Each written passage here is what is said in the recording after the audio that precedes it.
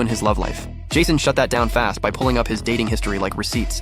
He even remembered exactly how many exes Luke had. Luke had no comeback, but he still insisted this time was different and swore the relationship would last more than 2 months. Jason couldn't care less about Luke's romantic history and turned instead to Ryan and Ethan, who'd barely spoken. All three let out a sigh and reluctantly got up to follow him back to work.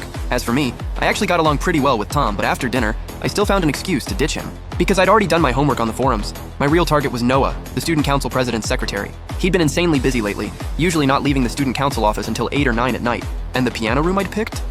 It was just far enough away, but still right on the path he had to pass. Noah came from a musical family and absolutely loved music, to the point where he'd publicly shared his ideal type. He liked boys who could play piano, had artistic talent, were kind, gentle, and beautiful. And I could already check most of those boxes.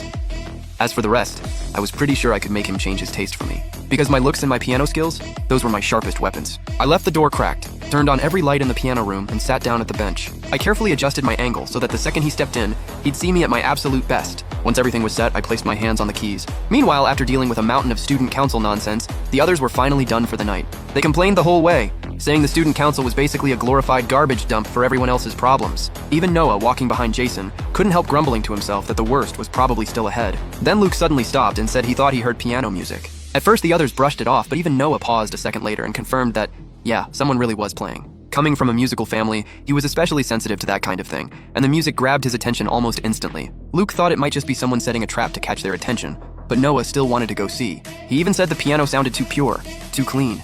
Whoever was playing didn't sound manipulative at all. Everyone assumed Jason wouldn't bother with something like this, but after hearing that, even he stopped walking. So the group followed the music together, curious to see what kind of person could play like that. And when the door swung open, there I was, sitting under the lights at the piano.